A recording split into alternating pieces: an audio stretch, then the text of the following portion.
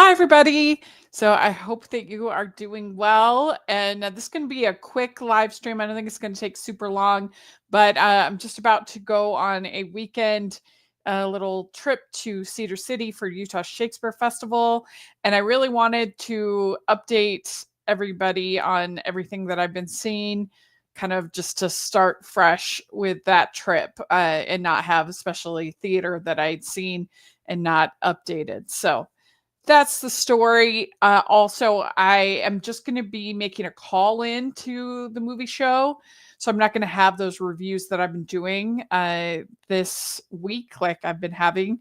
And I really appreciate the support of me on the movie show, and also, the content from the movie show that I posted on my channel. I really appreciate, the sort of trying something new, those reviews, and I appreciate you checking them out. And I haven't really seen anybody post audio reviews kind of like what I've been doing. Like I said, trying something new. And this whole experience on the movie show has been a dream come true, has been incredible. And I'm excited for at least a couple more weeks. We don't know how long it's going to be, but I'm going to enjoy it as long as I possibly can.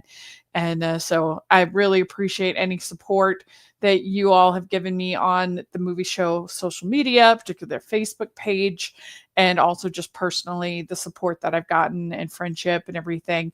And I should say, for this live stream, I'm going to have the chat room open.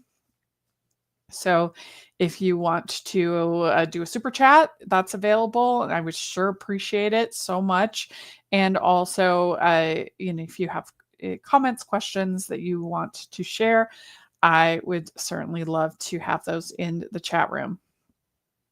Okay, so let's dive in. Let's talk about what I've been watching as far as films that since my last live stream. So my last live stream was just before I saw Fantastic Four as far as in the theaters, but I did see a couple things before that I don't think I updated last time. So I saw the first of the Providence Falls. This was on Hallmark Channel, and this is a 3-part movie series that's very clever. Like I said, I've just seen the first movie, and it's a real. I think if you don't think you like Hallmark, you might like this. I really enjoyed this first movie. The idea is that it's kind of similar to Drop Dead Diva. Uh, this man gets basically an opportunity to go back and to help his true love, but it's actually the reincarnated version of his love because so much time has passed.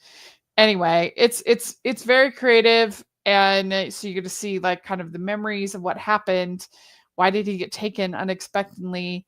But then also, what's he going to do about it, and how he's going to be this detective and working with his love, but he can't touch her. Every time he touches her, he gets shocked, and that's the way of the angels, of like preventing him from doing something that would be that would alter her fate. Just very clever. I love that idea, and I love this cast, and I'm excited to see where it goes. And for them to do a 3-part movie series is pretty clever. And so you should check out Providence Falls on Hallmark Channel, on Hallmark Plus, wherever you can find it. I thought it was this first one I thought was really good. So yay. I finally saw Zombies 4. It took me a bit to see it. I even posted a couple shorts of it on here, which because I thought it was so silly. This franchise has just gotten out of control. But the problem is that it thinks it's so like important and profound, and like speaking about how we should treat everybody, and it's gonna, this is gonna change the world. I still think the songs are pretty catchy, and I think that Milo Manheim and Meg Donnelly are more talented than this franchise deserves. They're very good. They keep coming around. Of course, we added vampires to this installment of the Zombies 4. You definitely miss Kenny Ortega in these later movies. It's the same way with the Last Descendants movie. You missed his choreography. And by the way, Kenny Ortega posted a thing on Instagram I think it was today, about a Lego live action Lego movie. I'm like, what on earth is that? I mean, how do you have a live action Lego movie? What does it even mean? I'm so confused. Um, he said that it's it's Heart Lake the musical, live action Lego. So do you have them with like, do they look like Legos, but they're humans? I don't understand what live action Lego means, but evidently he's making a movie called Heart Lake the musical. So that was bizarre. I don't know. If any of you have any insight to what the heck does that mean, Heart Lake, then let me know. But I think Zombies 4 is extremely silly. The dialogue is very, very clunky. But if you're kind of into something that knows it's silly, I mean, it takes itself too seriously. So I don't know if it does know it's silly. But anyway, you can kind of laugh at it, but it's not the best. Okay, so then Win or Lose, I finally saw this. This is the little mini series that Pixar did. And I actually didn't watch it all. I started it. And I thought it was like really cute. I thought it was charming. It's so crazy because like 5 years ago, maybe even, like, this would have been a huge deal. Like, everybody would be talking about it. Everybody would be excited about it. For Pixar to do their first original series, and it just came and went, and nobody talked about it. I mean, you wouldn't even hardly know that this even came out at all. So that's crazy. But I actually thought it was pretty cute. Um, so yeah, cute characters, nice, like it's for younger kids. So, but if you have people who like the Cars movies or even the first Monsters Incorporated, for really like little kids, then this is cute. It's kind of pre-K. It feels pre-K. But it just shows how far the brand has become diluted, that they could put out an original series this year and it gets completely forgotten, which is crazy. So then I saw Fantastic Four First Steps, and I, posted my review, my reaction. I enjoyed it. I particularly thought Sue's arc was quite strong, and her strength as a mother, and how she is kind of forced to acknowledge her son, and that people might not like her being a mother. I thought that was kind of an interesting uh, plot for her to have to sort of take on and then fight for her son. Was, like, I thought, pretty compelling and moving, and I would say she is one of the stronger female characters that we've seen in a comic book movie ever. I thought she was really like strong and confident, and Vanessa Kirby was quite good playing her. It did get a little slow at points, but I liked all of the leads. I thought they were strong and had nice chemistry together. It felt like a family dynamic going on, which I enjoyed. I enjoyed all of the world building that they did. I liked the fact that you didn't need a MCU almanac to figure out what was happening or who the characters were. It was pretty standalone for Marvel. So I enjoyed it. It wasn't perfect. It was a little slow at points. And the action wasn't that exciting, but I liked the family, which I think is the most important part of a Fantastic Four movie. So for me, I definitely would prefer Superman.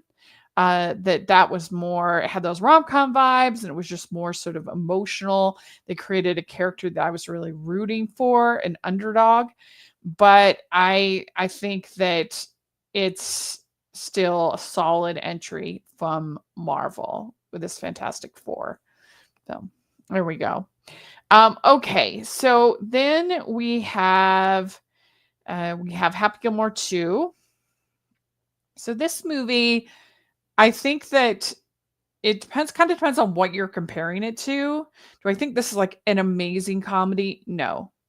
Do I think it's as good as the first one? No. Do I think it's better than most of the Adam Sandler Netflix comedies? Yes. I think it has more laughs, more moments that were amusing and sweet and enjoyable. Got those family feels, even Sandler's own kids involved. His wife makes a cameo. So like all of that, and the nostalgia. Do I think this is better than most of the other Netflix Adam Sandler comedies? Yes. I do.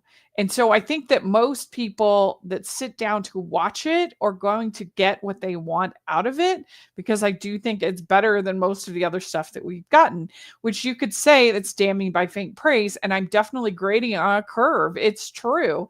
But I guess I had low expectations and I was moderately entertained. This is not a great movie, but I also thought it was like passably entertaining. It made me laugh enough, and it was had like enough sweet moments that it was watchable. But anybody who doesn't like this movie is completely valid. And the fact that people gave my friend Sean Chandler grief and told him he should start drinking again makes me absolutely furious.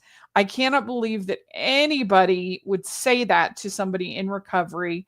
And like the fact that a person couldn't have empathy for somebody that's in recovery, and literally the major joke of the movie is him drinking every point he has, like in a cucumber, in a fruit, like everywhere. And if you can't have empathy for another human being,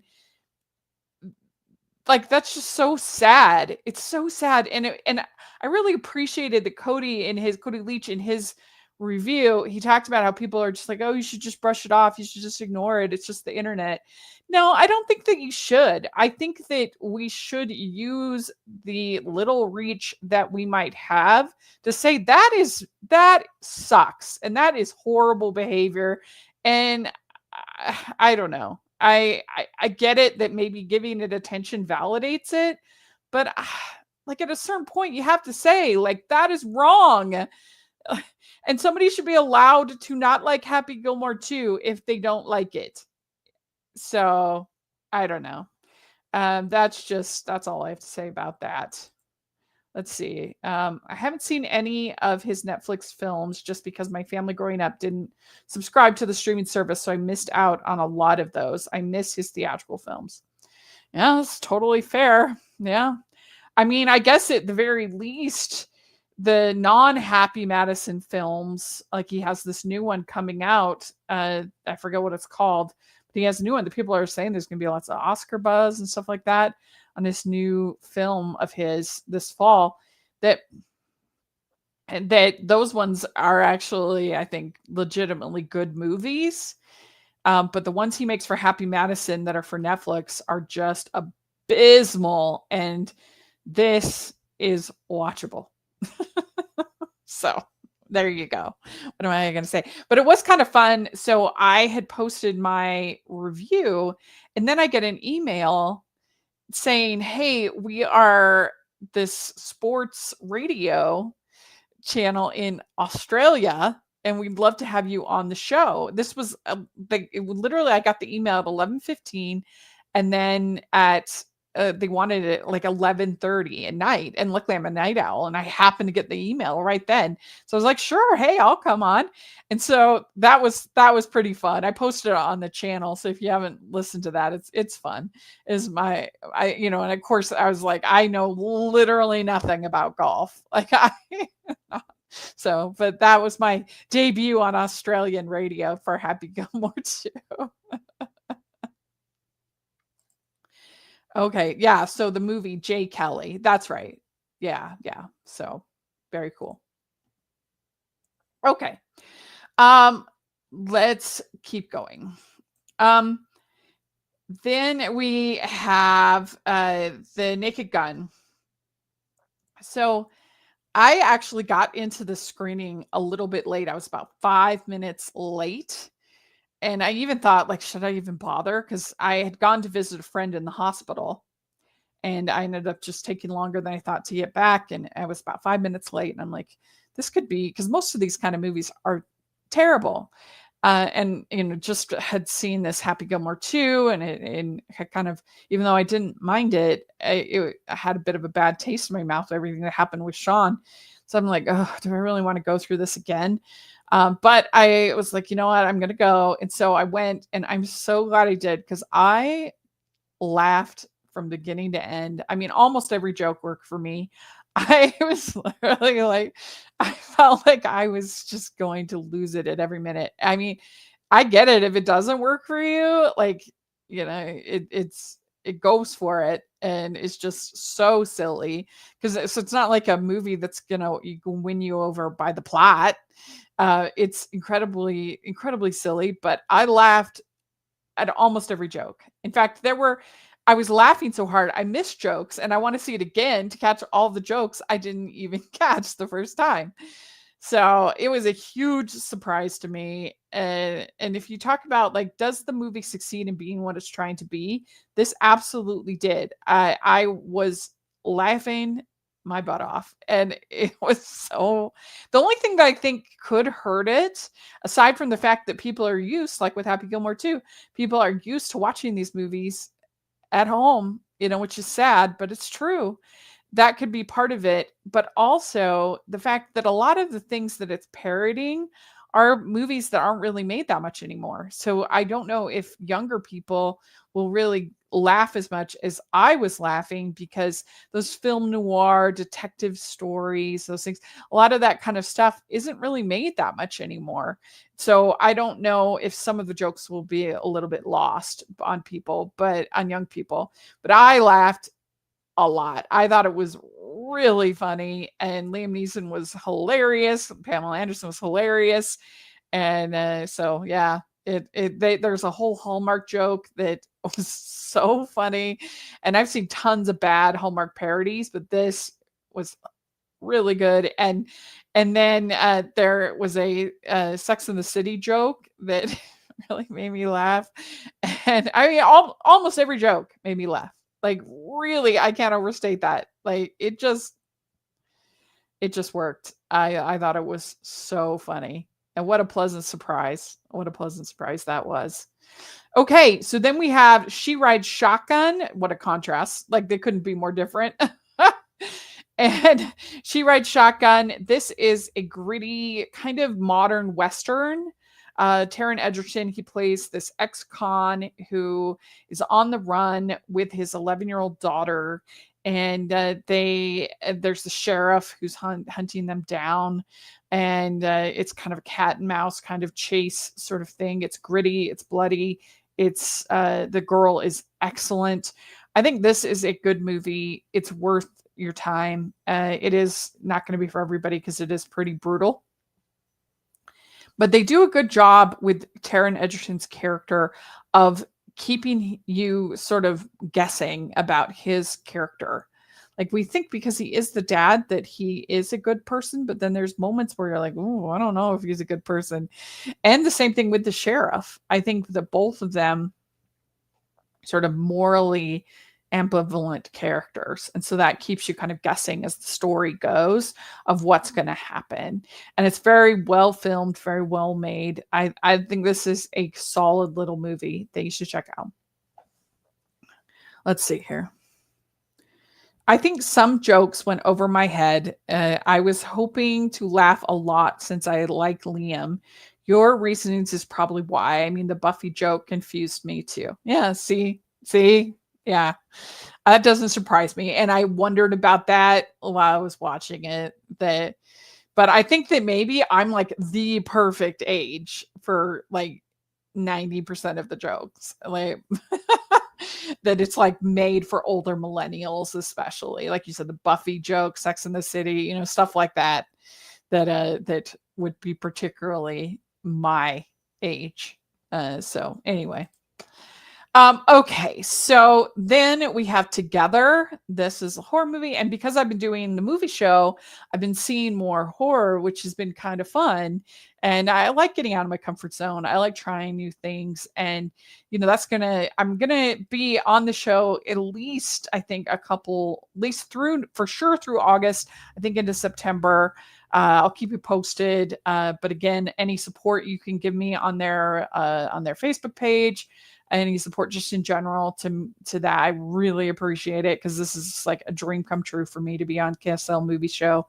And if you listen on Fridays, then I think you'll really enjoy it, and it's just so exciting. So then we have Together. So anyway, so this is like a body horror.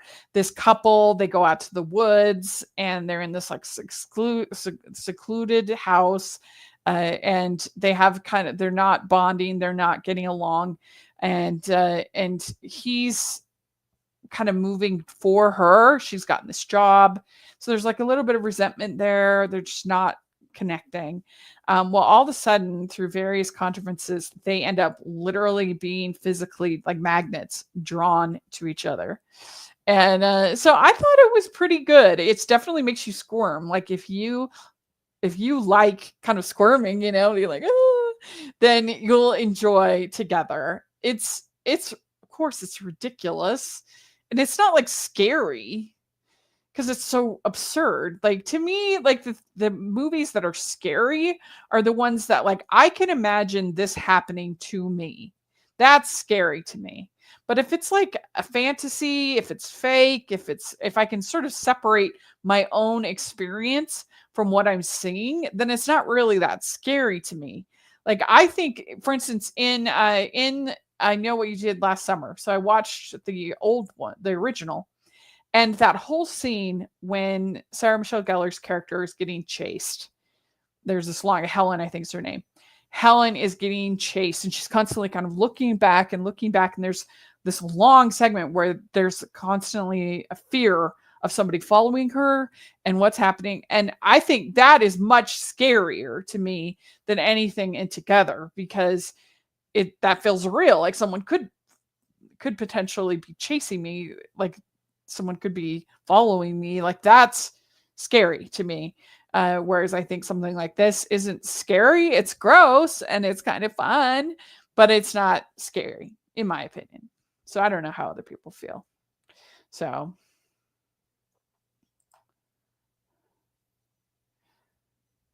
so yeah, no, we're doing it now.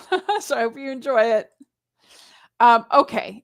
So Together, and of course they like have interesting chemistry because they are a couple, Dave Franco and Alison Brie, but because they're playing a couple that doesn't have chemistry and then they're drawn to each other, it's sort of an interesting dynamic given that they are a real life couple. So I think it's worth a watch. It's a weird little movie, worth a watch. Okay, then we have an animated film called Ola Frida, and this is about Frida Kahlo, and I think that it feels like the kind of movie that you'd watch at school. Like it's cute, kind of a child's perspective of Frida and her little girl as a little girl, and her imagination and her family, and of course doesn't get into like the darker parts of Frida that would be as an adult, and her unusual marriage and other things like that. But it's beautiful, and it does feel kind of like something you might watch on PBS or something like that, or at school. But I liked it. I gave it 3 out of 5 stars on Letterboxd. So if you want to learn a little bit about Frida, and you have kids, then it's cute. Okay, so then we have War of the Worlds. This is this Amazon Screen Life movie, which they made in 2020, and it feels like it almost gives you PTSD because it's like all that 2020 nonsense. It brings it right back. Everybody's staring at screens and not going outside and everything, and there might have been an idea here. We've had some of these Screen Life movies, Unfriended, For Searching, kind of that have been pretty good. But this is just absolutely ridiculous, especially all of the Amazon product placement is embarrassing. And you just feel kind of bad for all involved. You wonder, like, how long did they hang on to this? That maybe it should have just been shelved and not released, because it is kind of weird, because it feels like this capsule of the pandemic and a reminder of the pandemic, but it tries to actually tell the story or the world, and yet it's it just can't do it the way that it's trying to do it, and the way they have to sort of finagle to have people still live streaming and zooming and everything like that with these aliens right there. It's absurd. It's absurd. Don't watch it. It's really bad. Okay, so then I saw a little movie called Good to See You. This is a little 45-minute short done by a director friend of mine, Jonah Feingold. I really love what he is doing in the romantic comedy world, and he has made he's made a couple different rom-coms, Xmas, which I really liked, Dating in New York, and At Midnight. And so he made this little movie with just like him and his friends. It doesn't have fancy sound. It doesn't have fancy, like, it's just like him and his friends in Central Park. But he just made it as like a gift to watch. You watch it on YouTube. And it's basically like he and this woman, they meet up in the park, in Central Park, and they're trying to figure out how they knew each other. That they think they went on a date together. They think they know each other, but they can't remember. So they're trying to kind of put back the pieces of their relationship or friendship or how they know each other. Like I said, this is just like a little gift for a little 45-minute video, a movie on YouTube that you can watch, but it's very sweet and cute. And I just love Jonah. I think that what he's doing in the rom-com space is very exciting, and I'm going to be interviewing him for Hallmarkies podcast. I already have interviewed him before, but I'm going to be interviewing him again on Monday because I'm excited. He has a movie called 31 Candles that is coming out this fall, which I think is a bar mitzvah story. There's a love story that's centered around, I think, people throwing a bar mitzvah or for, I don't know, something involving bar mitzvahs and party planning or whatever. So anyway, I love Jonah, and I think you should check out this nice little short that he and his friends did. Okay, let's see here. I am loving the response to War of the Worlds. It's entertaining and also reassures me people still have taste. Yeah, it's unusually bad is War of the Worlds. And that the movie, Jonah's little movie, is called Good to See You. That's what it's called. And like I said, you can just watch it on YouTube. So, okay. So then I saw My Mother's Wedding. This is a movie that was directed by Kristen Scott Thomas, the actress. This is her debut. And it's interesting because it has a lot of good parts in it. It's a great cast: Scarlett Johansson, Sienna Miller, and Kristen Scott Thomas, Frida Pinto.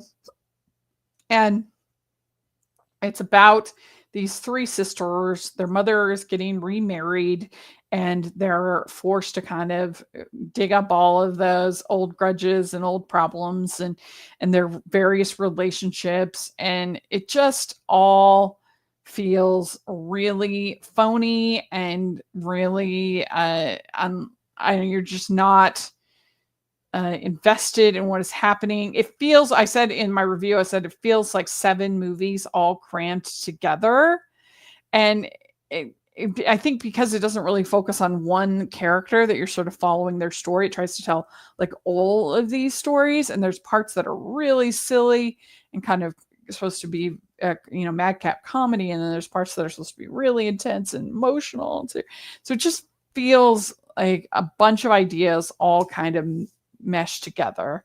Also, it has these animated sections, which I really liked the animation. It's like a sketchy animation, but they were used so oddly and randomly that it also felt like this is another movie. Why didn't we just get this animated movie? I would have liked that better. So it just got a lot of ideas, and it doesn't come together, in my opinion. Okay, so then I saw It's Never Over, Jeff Buckley. This is a music documentary about the singer Jeff Buckley, and he only released, I guess, one album in his life called Grace, and he and which is very sad. He died in a drowning accident, and when he was 30, I believe. And so this kind of takes you through his life and the tragedy.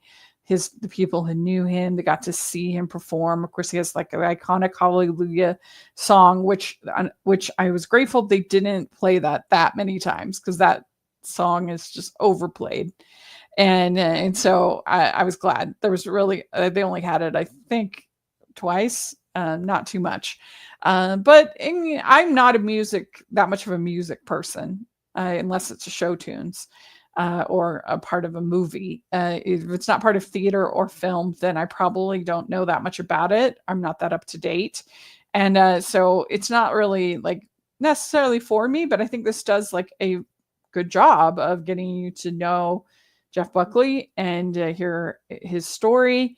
And he was the son of a singer, what was it, Timothy Buckley, but they didn't have really a relationship. But he was sometimes asked to sing his songs, and there's this whole like concert that he gave around his father's funeral, things like that. So there's some dynamics there, but this is a standard little music or musician documentary, but it's like perfectly like I enjoyed it learning about him. I knew nothing except for that Hallelujah song.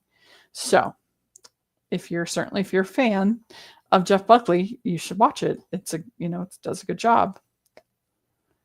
So yeah, is that one album the one with Hallelujah? I believe so. Again, I don't really know that much about him, but I think it's called Grace is the album. And they might have said, I'm pretty sure that, and of course it was on Shrek, it was on so many different things. See here. I saw the trailer for my mother's wedding when I saw Materialist in June. I was interested, but didn't realize that it had come out yet. Oops. I think it comes out this week.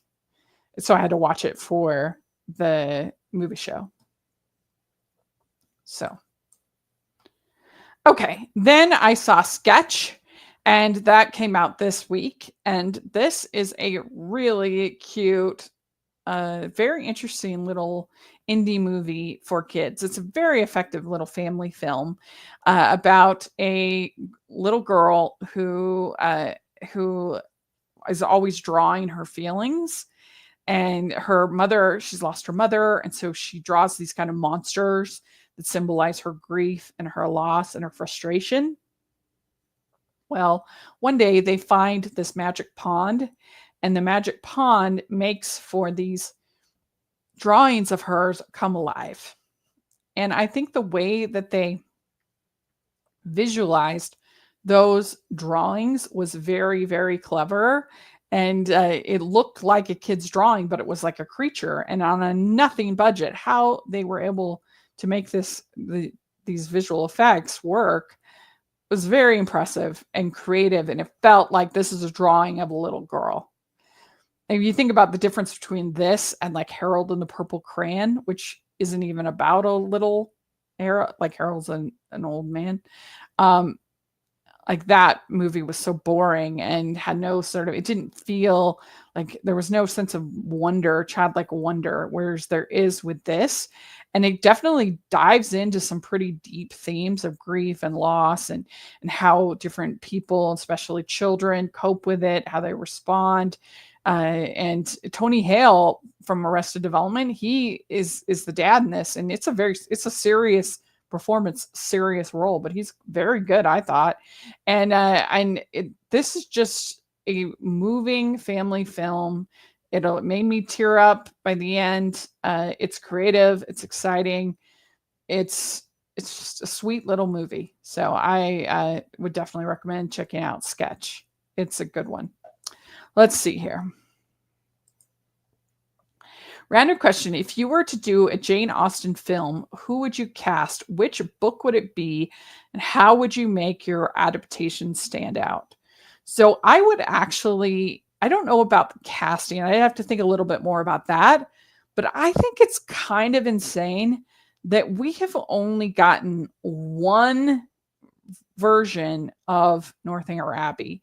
I think there's like an 80s miniseries, but like in my lifetime, we've only gotten one major adaptation for BBC. We've never gotten a feature film. I don't think there has been a single feature film of Northanger Abbey. And we've only gotten like that one Felicity Jones adaptation. And so I think there is so much potential in Northanger Abbey. It's fun. It's got some scary points. It's got definitely some spots you could make sort of swoon worthy and enjoyable. I think it could win over people that wouldn't normally like Austen is Northanger Abbey. And I just feel like all the other ones have been done a lot. And so I don't understand why Northanger Abbey is the one that we had seen almost nothing, hardly anything of Northanger Abbey. I mean, so anyway, I don't know who you'd get, but I mean anybody. I don't know the younger actresses that well, but even somebody like we were talking about Zombies 4, Meg Donnelly, she'd be great. She would be great as Northanger as Catherine in Northanger Abbey. So you could have Meg Donnelly and Milo Manheim. Sure, why not? Anybody I think could do it, and it would be fun, and you could get some good atmosphere and some spooky kind of scenes and some good romance. I think it would be great. I really do. So that's what I would suggest if somebody asked me for advice. So the last film that I saw is Freaker Friday. And this is another nostalgia grab. It's pretty similar to Happy Gilmore 2 in that sense that, long awaited sequel to a beloved movie. But this case, it actually went to theaters, which is so interesting because Disney now has had 3 films that were originally intended for Disney Plus that now have gone to theaters. Moana 2 and Lilo and Stitch, and now this Freaker Friday. And you think of like how much money they left on the table for Disenchanted and Hocus Pocus 2. Like neither of those movies were good, but still, like they just Hocus Pocus 2, just the opening weekend, I think would have done really well. And so they left all of that on the cutting room floor. But this, I think it'll actually do pretty well. And I think it's much better than both of those 2 movies that I just mentioned. Much better. It's funnier. It's sweeter. It works, I think, pretty well. I think there are points of critique in that having the 4 people switched, it can get a little confusing. And I wish that they had spent more time with the 4 together, because so you lose that sort of that dynamic. And most of the time it's Lindsay and Jamie Lee Curtis together. And then the 2 teens together, which is so funny because Julia Butters plays one of the teens who was in Once Upon a Time in Hollywood and American Housewife. So that was kind of a fun surprise to see her as a more grown-up character, a teenager character. And overall, this is enjoyable. I thought it was like funny and sweet, and I think that most people will go and have a good time with it, especially moms and daughters. I think will enjoy it. It's not perfect, but I think it's entertaining. It's entertaining. So there we go, Freaker Friday. All right, let's talk about the theater that I have been seeing. So I have been seeing more movies because of the movie show, and it's kind of by necessity because I've had to see.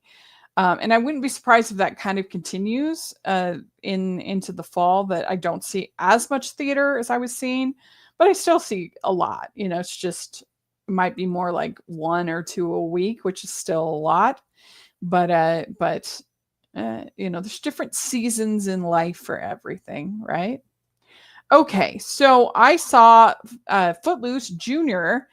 This was my cousin's daughter was in this Timpanogos Youth Theater, and it was interesting because I just seen Footloose twice the month before, and so it's interesting to see the junior adaptation. I think they did a pretty good job of shortening and making it kid appropriate, because there's some pretty deep themes in Footloose. It's one of those movies I was talking about the other day, that the Footloose, I think, like Dirty Dancing and what was the other one that I was saying?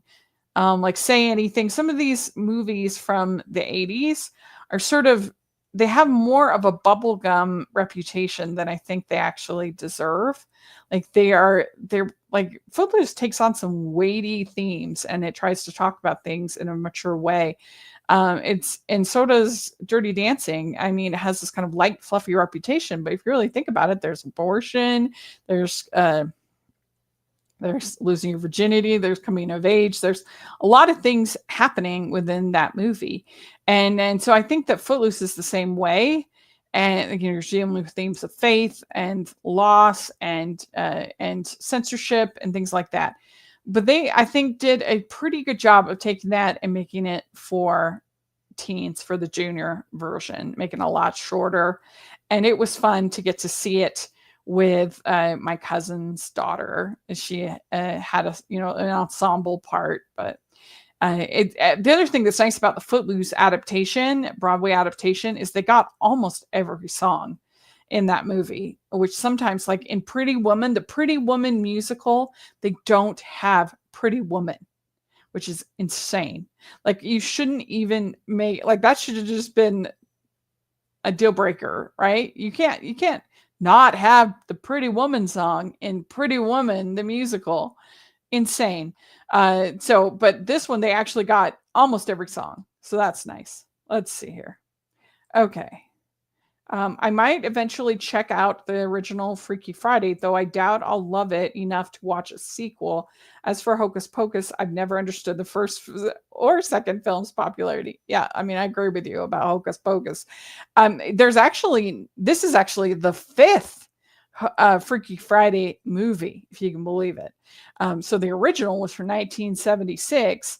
And then there was one in 1995, which is actually underrated and quite good. And then there's the 2003, and then there's a musical, which is also quite good. I'll talk about it in a second. 2018, which was a DCOM. And then there's this, which is the sequel to 2003. So that's kind of fun. And if you want to hear more about Freaky Friday, we did an episode of Hallmarkies podcast during the pandemic, my friend Marissa and I, where we ranked all four Freaky Friday movies. And then we're going to do an update next week where we rate all five. So with the new one. So you should check that out. It's fun. Okay. So thoroughly unfunny, forgettable movie. Yes, the actresses playing the witches are great and go for broke, but chocolate chips don't make a burnt, gritty cake yummy. Yeah, I mean, I think that, honestly, I think Hocus Pocus is like fine. Like, if I was just looking for a kind of disposable, like mildly entertaining Halloween movie, it's fine. But the fact that it has been elevated as this like masterpiece of Disney Halloween movies, when they have done so many better Halloween movies. I mean, I reviewed them for Disney Scares Month. Even the Halloween Town movies, I think, are much better than Frankenweenie. I think is way better. There's just so many that I think are better. Even the DCOMs, like I said, Halloween Town, Scream Team. There's so many that I think are better than Hocus Pocus. I don't understand why it's gotten this. Like, you go to Disneyland and it is crazy. I mean, just everywhere is Hocus Pocus. Like, It's shrieky. It's weird that they like virgin shame the boy. I don't understand that. It's just it's not horrible, but I don't understand like the cult level love that people have for it. I never watched it growing up, so I guess that's part of it. I think it's very weird. And good acting by itself can't make poor films good. Yeah, no, agreed. I'm a story person. I that's the most important thing for me. That's why when people are always like with Marvel movies, they're like, "Oh, the color grading, the color looks weird." I could care less. Like if the story is getting to me, if the characters are getting to me, if I am engrossed, if I'm like, I could care less if the color is muted or I mean, I don't know. I think those complaints are like so odd. It's just not how I think about movies. I can tell you that right now. Very weird. Okay. All right. So let's see here. I saw Footloose Jr. I saw Catch Me If You Can. This was at Centerpoint. I actually ended up seeing it twice. And I love this musical. This is a great production. The sets, the costumes, all of that was incredible. The choreography. They really got that Art Deco, feel for this show that you need. And I just think this is a very underrated musical. The songs are really fun. They're really catchy, and it's a friendship story, between Carl and Frank. And so if you get a good Frank and Carl, it can be really entertaining. These both casts I saw were great. I just think, like I said, this is very underrated Broadway musical in my opinion. Let's see here. Let's see here. I'm a story person too. That's why I have been upset about what I watched lately. I just haven't gotten hooked from the start and couldn't get pulled in. Yeah, that's how I felt more last year. I just felt like so many of the movies I saw, studio filmmaking last year was like, I would say 80, 90% a letdown last year. This year, I'm much more positive. I just lucked out, I guess, but I enjoyed Superman. I enjoyed Fantastic Four. I enjoyed, um, oh gosh, what else? I don't know. Um, I I've enjoyed a lot of what I've seen lately, as far as studio films. So, that's I feel fortunate that this has been a better year for movies than last year. So, I feel like there's a big one I'm not thinking of for some reason. Oh, F1. That's it. That's the one I was thinking of. Yeah. So all three of those I really, really liked. And then To Love the Naked Gun, think that was great. So for me, it's been pretty positive, but I've been there. I've been where you are at, where just things are not working. And that's frustrating. You feel like a grump, but you got to be real. You got to be real and say how you think. Okay, but Catch Me If You Can. It's a really fun Broadway musical. If you ever get a chance to see it, it's the songs are great. It's got a lot of great spots for choreography. It's good. So, and this was a great production, Centerpoint. All right. So then I went to Great Salt Lake Fringe. I saw actually five shows at Great Salt Lake Fringe. I saw My Brother Was a Vampire, which it's so annoying that playwrights, particularly playwrights, love giving their plays really convoluted titles, and they're trying to. I said it's like theatrical clickbait, but this My Brother Was a Vampire has almost nothing to do with vampires. It's not a horror. It's not a comedy. It's like a sibling drama kind of a thing, and it was pretty good from that level, I think, as a exploring sibling trauma, but it just sets you up for an expectation that then it's not going to deliver, which is frustrating. And I've noticed that a lot lately, particularly with plays. So accurately title your play, please. Okay, then I saw Brother was a vampire. Then I saw one called The Words at the Door, which was about a relationship that the man has schizophrenia. I saw my favorite of the festival was called Still Life. This was about two friends, and they're at one of those painting workshop things, and that was cute. I enjoyed that. A Haircut in Salt Lake City. This was a story, and about a boy and his coming out. And I thought it was leading one way, that it was going to end up being an unreliable narrator, but then they didn't really do that. But it was sweet. I enjoyed it. And then The Rest is Silent, which was a fun concept, and it was actually written by my cousin, so that's sort of fun. And it's about these characters from Shakespeare that are in the afterlife, that are in a group support meeting. And so there's like Hamlet there, Lady Macbeth, Queen Elizabeth, and so that was, I think, a pretty funny concept.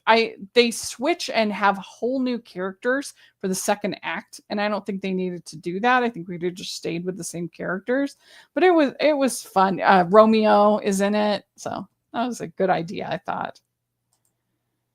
So thank you so much, Zachariah, for the super chat. I really appreciate it. I really do.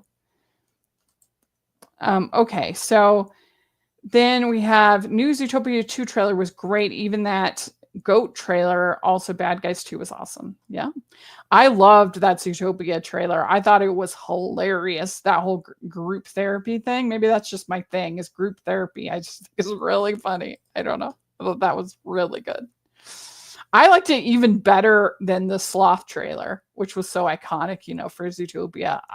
I just really, it gave me a whole new confidence in Zootopia 2, that I thought that was really funny.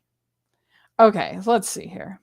Speaking of trailers, in case you haven't already discussed this, what did you think of Wicked for Good teaser? Also, any thoughts on K-pop Demon Hunters? Have you seen it yet?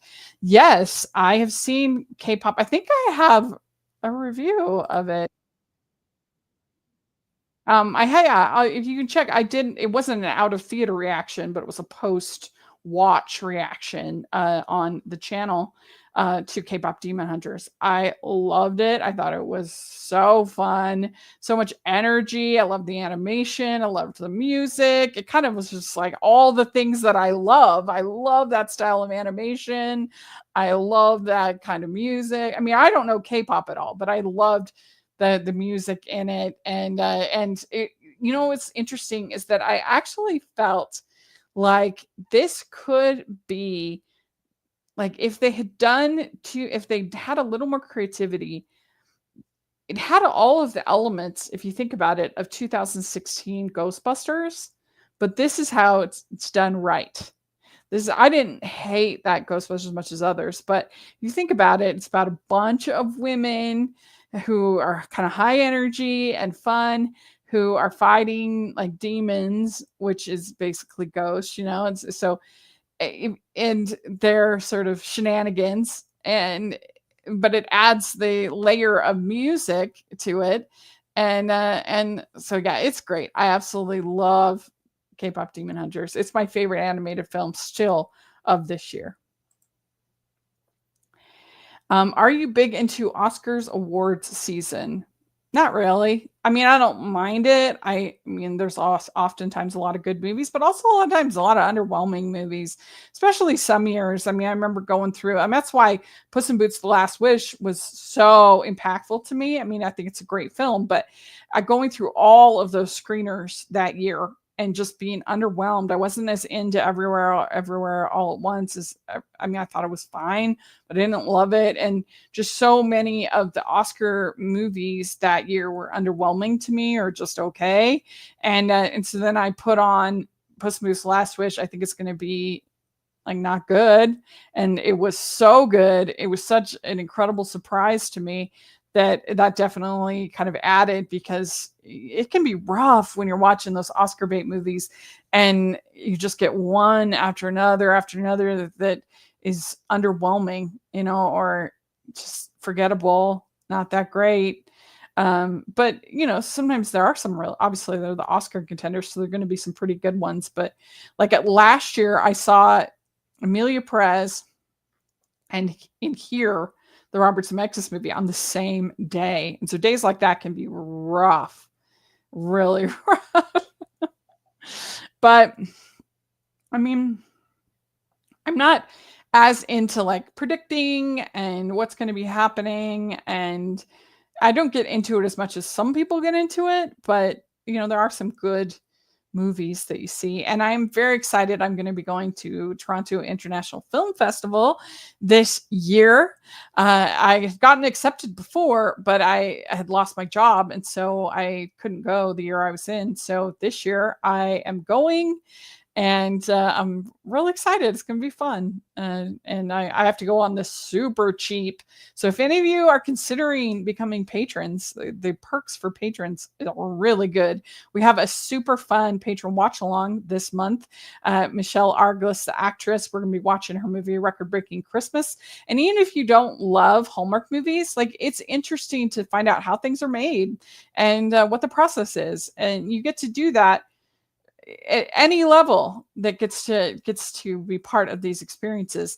And then you have bonus episodes. Actually, we're actually gonna have Rachel's Reviews bonus patron episode on Saturday, and so I try to make it really worth your while to be a patron. So definitely check that out. I think you'll really enjoy it, and I could sure use the support and the help. And so if you want to see cool things like going to TIFF and stuff, then I would, like I said, so appreciate it. So anyway, I'm gonna get to see a lot of the Oscar contenders, I think, there. So that'll be cool to have like a heads up, on it. Okay, let's keep going. So then I saw Annie. This was at Ogden Musical Theater, and it was absolutely wonderful, an incredible production. It was as good as the touring production. Very talented. The sets looked so good. The costumes were great. The little girl was so good. And all the kids, the Daddy Warbucks was wonderful. The choreography was great. It was absolutely outstanding. One of the best productions that I've seen this year. Really good. And you can still see it until the 9th. So you've got 2 more days to go up to Ogden and see a great show. Really good. Let's see here. They can be slogs. I asked because this is the first year I'm trying to watch several films before the actual ceremony. I watch every year, but nowadays most films are indies festival plays, so I'm late at watching them. Yeah, that's fair. Usually they have the awards, at least the best picture movies that are there, so that you can watch those that before the ceremony. But it is a problem, a lot of these movies that people just don't connect with, and then the ones that they do connect with don't get nominated. But then again, they've also, like Top Gun Maverick, Avatar, they have been, I think, also trying to sort of nominate Black Panther. They've been trying to kind of nominate more populist picks as well as the artsy. Okay.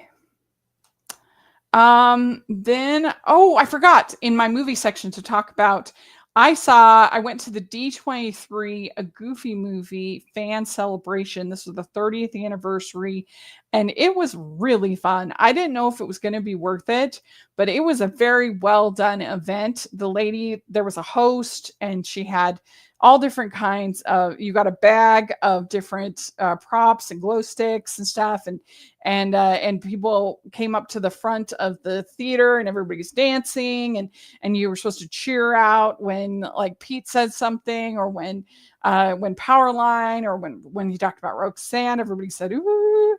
It was really fun.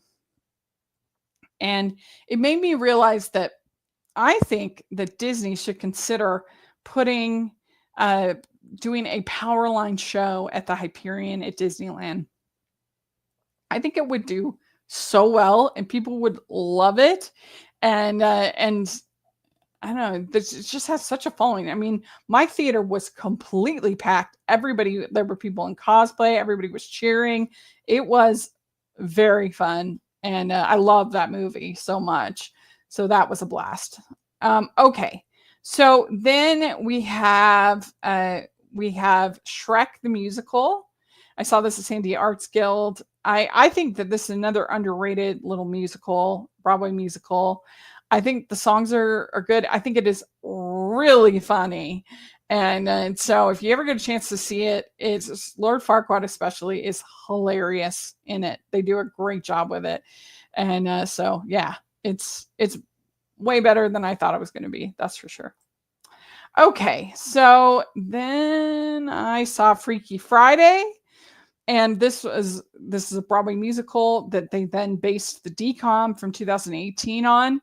And I don't think this one 100% nails what it's trying to do, but I think it gets really close. And I appreciate the swing.